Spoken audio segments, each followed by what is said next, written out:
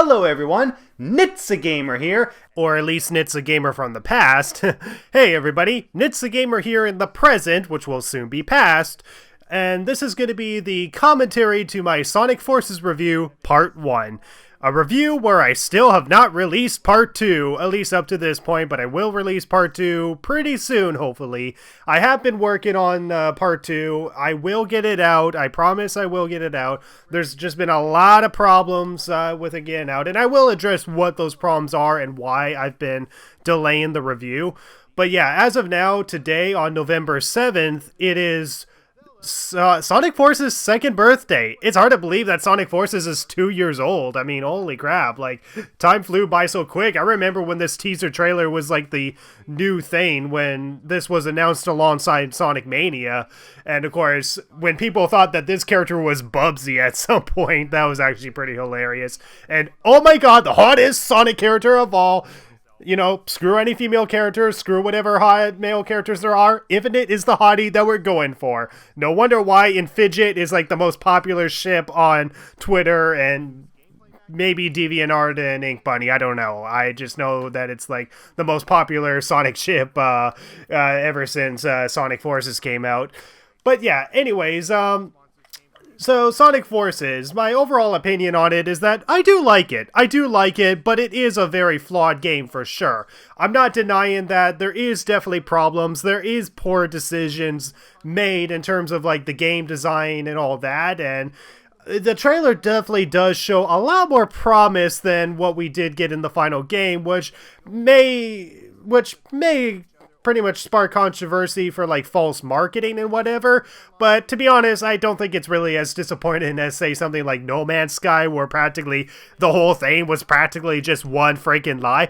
Tell me lies, tell me sweet little lies. In all fairness, we never were lied about the marketing with Sonic Forces. It's kind of just more the fact that we had another interpretation of what we thought it was going to be, that it was going to be a lot more ambitious, and either some of that ambition was either cut from the final game, or it just wasn't really properly explored, or maybe they felt like they never needed to explore it because we didn't really, maybe they thought we just wanted a simple villain and not an in-depth villain for Infinite or something. But anyways, so I'm just going to do this commentary with the assumption that the majority of you have already played this game, so I will definitely have spoilers within the non-spoiler commentary, ironically. But I will try to not state opinions that I have not stated yet until you see Part 2, which I will release. So yeah. You're probably wondering, why was this review delayed? Like, why did it take an entire year for me to release Part 1 of the review? And a lot of it does have to do with social problems and kind of just the aftermath of me graduating college and all that. Like, this game came out in, like, 2017, I think, right? Around this time, I started using Twitter a lot more, and I started to get a little bit more involved into the Sonic community on Twitter. And even nowadays, I have a lot of friends within the Sonic community itself, and I could definitely say that that's been my both biggest mistake, but also some generally, it's also been like a good impact on my life, as well as I actually do have a romantic relationship out of it, believe it or not. And of course, I guess there was a lot of social issues, and, you know, considering how polarized the Sonic games were with, like, you know, Unleashed, Colors, Forces, and now with Forces being, like, the new hot topic, with everybody bitching and moaning, like, this game is actually good, no, this game is bad, and if you like it, then you support rape also. Like, I wish I was over-exaggerating, but the controversy that this game has caused was just absolutely ridiculous.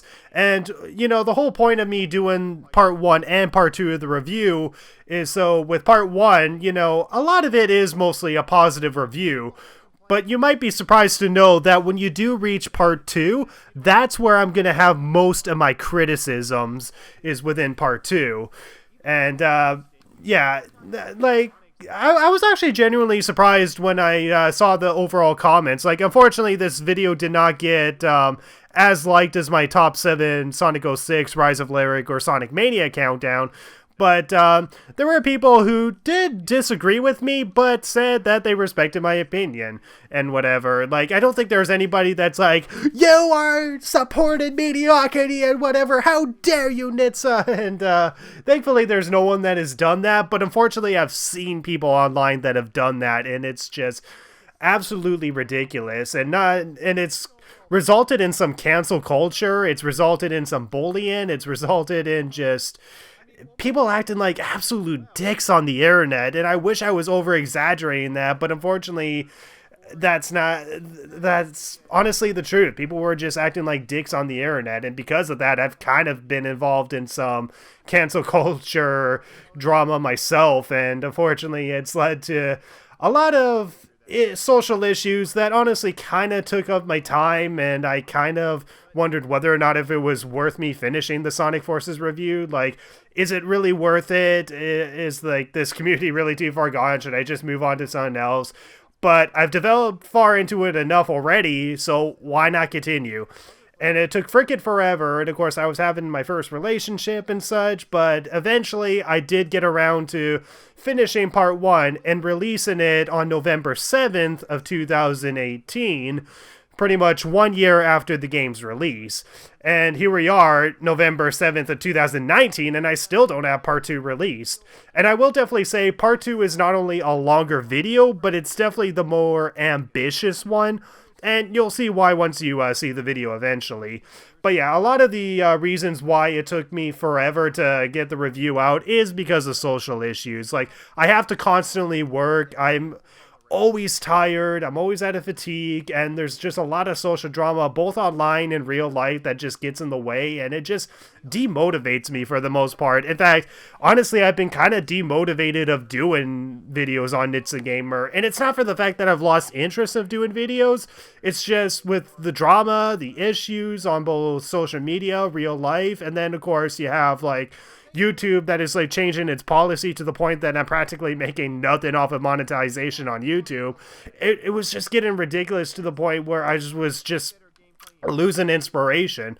But the thing is that I do want to get the inspiration back. I do want to continue making more videos, and yeah, I do want to do what I can to release part 2. I am working on part 2, and I hope to release part 2 hopefully before 2019 ends. Like, you'll probably expect it sometime later in November or early December, but I can't make any promises without this commentary being dated. Yeah, so anyways, I'm kind of missing a few things that I do talk about within this video itself, but yeah. So this is where Rhonda Wolfe was created, and I complain that we can't have nude female characters for whatever reason, even though we had like Sally, who was like a nude female Sonic character. Like, I don't know why the heck they decide to put like a bodysuit on the female Sonic characters. What makes dick hanging out less unappealing compared to like a vagina hanging out, you know? Why is that more offensive than a dick hanging out? But yeah, Rhonda Wolfe is a character that, you know, started off as a character that I played as my avatar, who I constantly switched his fur color over time, had him wear glasses, until I finally settled with his final design of being a blue wolf with a camera. A blue wolf with a camera, and the camera represents me and my interest in photography. And yeah, okay, so I was addressing what he was like.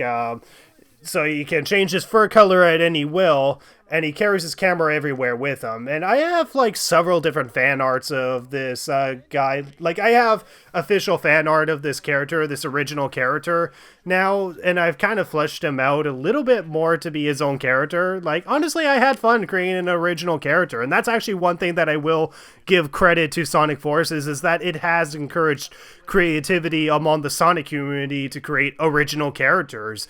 Like, yeah, okay, maybe there's some bare-boned, you know, avatar designs and whatever when it comes to what you can make them, but honestly, with what we have, it is pretty dang creative, even if it is limited to just 7 species. And yeah, I really enjoyed making Rhonda Wolfe. I kind of made him a little bit more of a fleshed out character on Twitter. I gave him his own Twitter account. I made him quite a pervy wolf with a boyfriend. He's interested in filmmaking. He carries his camera everywhere with him. He's made multiple friends with some of my other friends' avatars or OCs. And yeah, I had a lot of fun actually having an original character. And it was actually the one time where I was like, okay, you know what? I'm actually having fun making an original character for Sonic and whatever. And yeah, of course, there is some of like the cliches that I might include in there and whatever, but it's not something that I take absolutely seriously. It's just something that I kind of do for fun in my spare time and whatever. Like, Rhonda Wolfe is definitely not a character that you're going to see recurring on Nitsa Gamer for the most part. At least I don't really have a reason for Rhonda Wolfe to really recur on Nitsa Gamer outside of Sonic Forces. And, yeah, I will definitely say, I think I say that the Sonic stages were better than the Avatar stages. Honestly, the more I play it, I will definitely say the Avatar stages have a lot more variety than the Sonic stages. Like, even though even if you have, like, a linear Avatar stage compared to a multiple path Sonic stage, there's just a lot more variety with what you can do with the Avatars, considering that each of the species have their own abilities, and of course there's the different Wispins that you can use. Some absolutely suck, some look pretty great, and in this non-spoiler review I say that the Burst Wispin, which is like the first Wispin you use, is the best Wispin. No, the Hover Wispin is definitely the best Wispin in this game. The Hover Wispin is definitely very convenient to use when you have to, well, hover, as opposed to just burst in the air or just use whatever the lightning powers has, where I think you do a rain dash or something like that. But yeah, the Avatar was actually really great. When it comes to Sonic, again, there were flaws that I do acknowledge. Like, it can get linear in some moments. It does get a little bare bones in comparison to the past games, but I did enjoy it overall from beginning to end. Classic Sonic, on the other hand, not so much. And of course, in all fairness, I still have played, Classic Sonic to collect all the red star rains, the number rains, and the silver blue moons. And yeah, I don't think I brain it up in the non-spoiler review, but I'm pretty sure some of you would know what it is, unless, of course, you haven't really played a lot of the game to know what the number rains or the silver moons are. But there are additional collectibles that are included after you get the red star rains. And I address in the spoiler review, which you'll see eventually, that the red star rains are actually impossible to get in one shot in some stages. So when you get all red star rains, you then have to get like the number rains from 5 to 1, similar to what you see from Sonic Lost World, where it was just a way to get a 1-up. And then, of course, you would get like the silver moons, where upon collecting the first one, you have a time limit to collect the remaining ones before they disappear, and you would have to restart the level again. And, it was actually pretty good replay value, and it gave you a reason to complete, like, the missions in the mission menu for more Avatar accessories. But, of course, I don't want to, again, I don't want to say too much of what my opinions are that I will address eventually in the spoiler review. But the replay value in this game is both good, but I will definitely say it's not as rewarding as it should have been. Like, when it comes to, like, the number rains and the silver moons, like, I do address this in the spoiler review, and I don't think it's going to be a problem if I mention it here, but the silver moons and the number rains don't give you any advantage or achievements outside of trophies and achievements on the Xbox, PlayStation, and PC, which is non-existent on the Nintendo Switch. So if you're playing Sonic Forces on the Nintendo Switch, getting all number rains and silver moons is practically pointless. So, yeah. Whereas at least the red star rains actually does have a purpose. If you want to unlock all extra stages, you actually have to get every single star rain in every single level in this game. And yeah. But yeah, Classic Sonic overall, you can figure out how he's utilized overall, but his physics were definitely pretty bad. Like, pretty awful overall.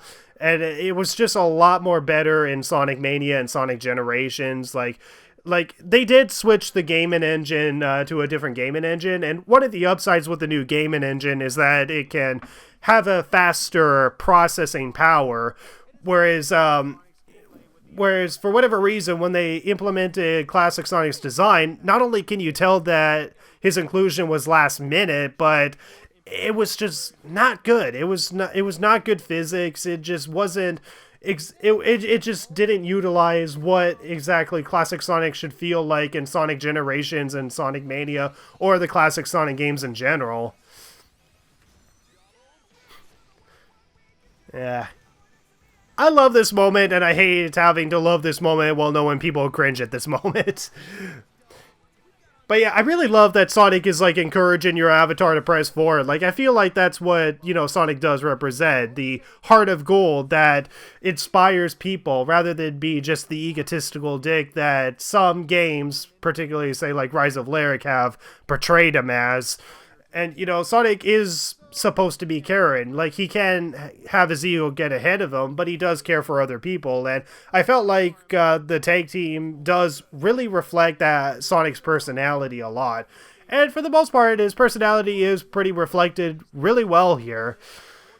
And yeah, of course, the other problem is that the stages are so damn short to complete. On the other side, it makes it more tolerable to complete missions and, of course, get, like, all of the collectibles, like the red star rings, but, like, why were the stages so goddamn short? They should be, at the very least, 3 minutes, at the least long, or 7 minutes at the most long. Like, why is it so damn short? I mean, look at City Escape. It's like 3 minutes and 30 seconds for a B rank. Like, that is literally the first level in the game.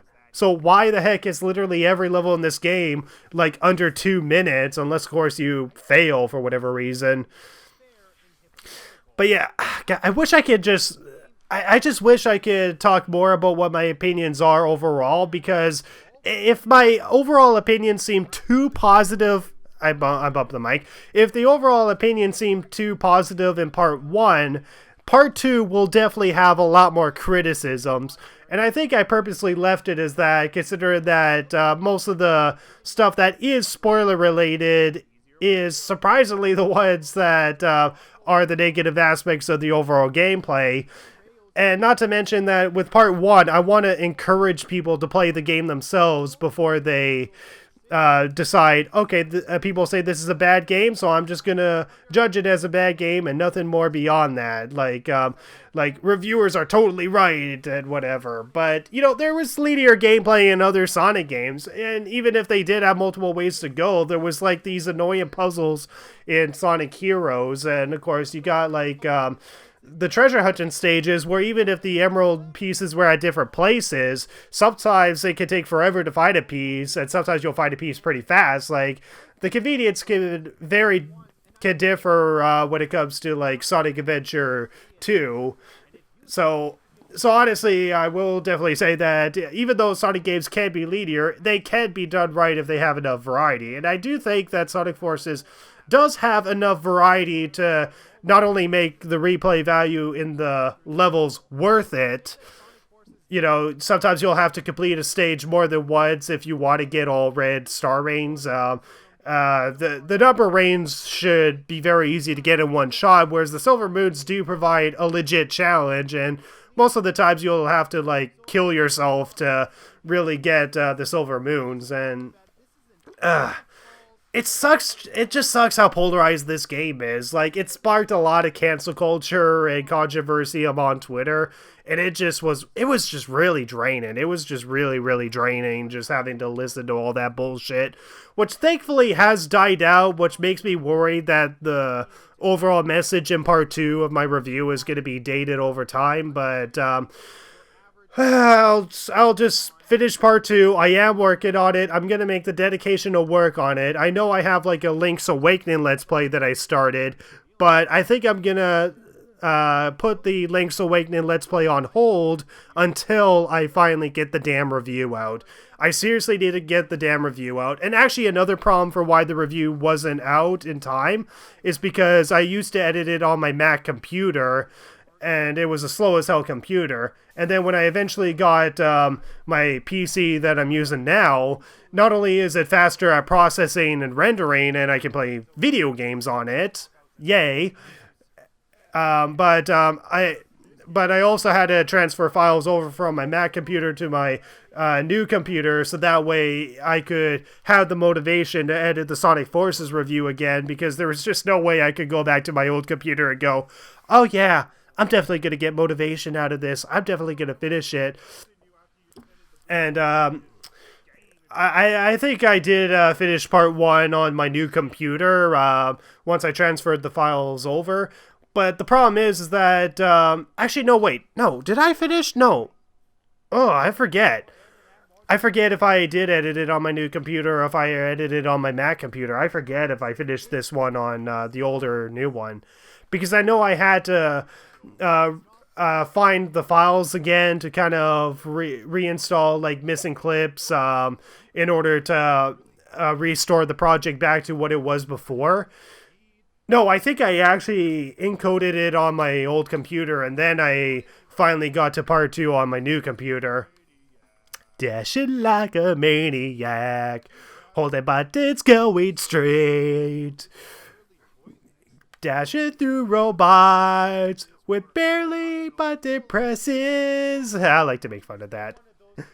Yeah, and that was actually made by Sonic the Cosplayer. Really great guy.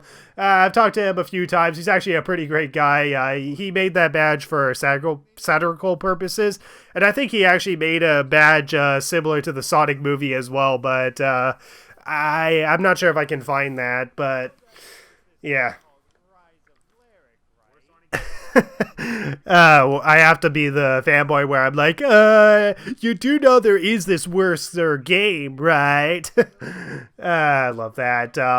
And one thing that was fun playing as this other character, the hater character, as I call him in the script, but you can call him whatever you see him as. You know, I try to reflect as faithfully as I can to what people who have played this game, you know, do feel like when they do feel like the controls overall is a huge downgrade. And I will definitely agree that it is a downgrade, but I still enjoy it overall. Like, that's the thing that I hate with Sonic Forces, is that I know the flaws are there, and in some ways I kind of question whether or not if I'm in denial about it, but I still have fun with it. There is still some challenges within some of these levels, and, well, Modern Sonic is easier than Avatar and Classic Sonic, so yeah, just, you know, that's the thing that just sucks about being someone who being someone who likes Sonic Forces, that you know the flaws are there. You know why people are, you know, bugged and pissed off about it, but you're able to overlook it and still have fun, you know, overall, even if you do acknowledge that there is disappointment in there. Yeah. Yeah. And this was the other problem, is that even when people did try to explain, you know, why they like the game or why they hate the game and whatever, they always have to throw in the tangent where it's like, oh, if you hate this game, you're just an asshole who wants Sonic to die. If you're someone who likes this game, then you accept mediocrity and want Sonic to die. And if you're someone who felt average about it, well, clearly you didn't care for Sonic and you could care less if he died. Like, there was no, like, right feeling that you could be in without feeling, you know, completely mad about this game. Like, you feel bad for liking it just because there's a lot of people who shit on it. You feel bad for hating on it because that's your legit emotions. And, you know, I have no doubt that, you know, people who love this game really do love it, and people who hate this game really do hate it. Like, I can definitely tell why they hate it, why they love it, and, you know, I liked it overall. I acknowledge that it has a very flawed level design, most of which that I do talk about in the spoiler review. But yeah, it just, it's draining. It's absolutely draining. Ooh, who is this character? So yeah, that's a character that you will see in part 2. eventually. I won't give away too much of who he's going to be or what he represents or what the sacral purpose is for him in contrast to the guy with the sunglasses. I mean, the guy with the sunglasses absolutely hates the game, whereas myself, I pretty much, I'm more in the average, but still like the game overall. And because I did like the game overall, I did feel, or not overall, I like the game for the most part, 7 out of 10. I feel like that I should do what I can to shine light on it. Yeah. Okay, anyway, let's continue on. Seriously, if there's any anthropomorphic animals out there, or if Rhonda Wolfe exists, please freaking hug me. I honestly freaking need it. I'm definitely a furry in denial. Okay, anyways, I can't really address too much when it comes to gameplay without saying what I'm going to say eventually in the spoiler review. But yeah, as for story, I emphasize the fact that one of the things I like about Sonic Forces is that it does have legit world building by bringing in some of the old aspects like Green Hill, like Chemical Plant, but also utilizing it with like the new world and new locations, making it feel a lot more fleshed out. Whereas a lot of the newer Sonic games constantly has to show newer locations, which is totally fine. Except, sometimes you need a little bit consistency. Like, does Chemical Plant exist within Sonic's world? Does Metropolis also coexist with a Chemical Plant? And does Green Hill also coexist with Chemical Plant? And, obviously Sonic Forces does show that these levels have, or not Sonic Forces, Sonic Mania has shown that these levels can and have coexisted. But it's nice to see that this game actually does show not only the levels, but as I mentioned, change. Like, it does show some evolution to the worlds. Like, it shows Green Hill as a desert. It shows Chemical Plant being used as a spaceport, and, there's snow on the outside. It's a different feeling that is different compared to what we would get in, say, Sonic Mania, where it's practically the same level with maybe the slight addition to, say, like, the bouncy goop or whatever. But, I did personally like this.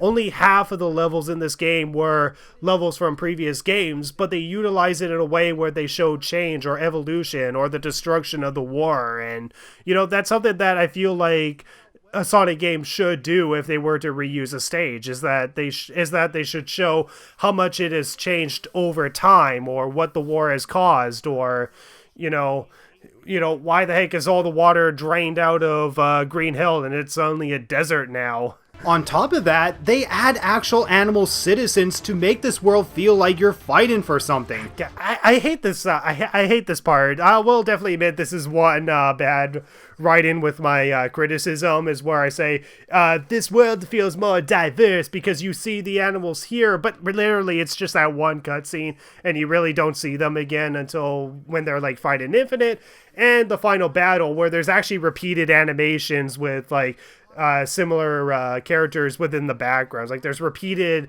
animations, and you could definitely tell it was very rushed and very lazy, but I give it credit that it is trying to make Sonic feel like his world feel a lot more fleshed out.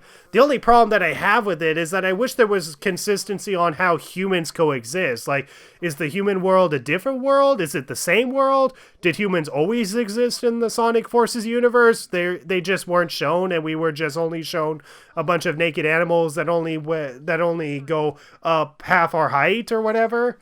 Like I hate that inconsistency. Is that, there's humans that exist, and it's only Mobians that exist and whatever. Like, I think it's definitely clear that in Sonic Boom, it's only Mobians that exist. But in the Sonic universe, at first it was just Mobians that exist. Then it was humans that exist with Mobians. Then it was like humans with the entire population over Mobians. But it seems like with this game, it's pretty much just 100% Mobians. Like, where's the consistency? do the humans like coexist within the same world? Is it like two different worlds or whatever? And I think it's heavily leaned towards the fact that it's two different worlds. But if that's the case, that's not really talked about or utilized in the games. You know how there can be humans and how there can be, you know, an anthropomorphic naked wolf that you can have as your buddy. You know.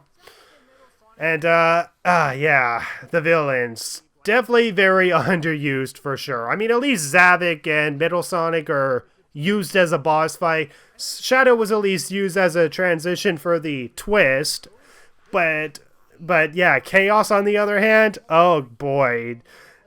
Just wait until my spoiler review and you'll know my opinions on that. And you can probably tell by my tone what I think about Chaos being in Sonic Forces. Yeah.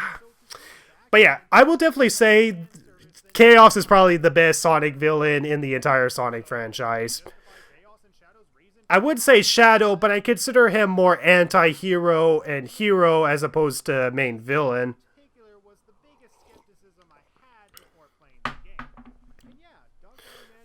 Yeah, and of course, when I did this review, you know, doing the non-spoiler review, I had to like either blur out the subtitles or do a or do a freeze frame, like show a freeze frame just to show his sadistic nature and whatever. Oh yeah, someone was asking me, why did you call Eggman an annoying neighbor in Sonic Boom? Did you hate Eggman in Sonic Boom? No, I'm just saying the annoying neighbor because that's just the kind of role that he plays as in that game. And God, this game is so underutilized in some areas that I'm even disappointed that Orbot and Cubot are underutilized.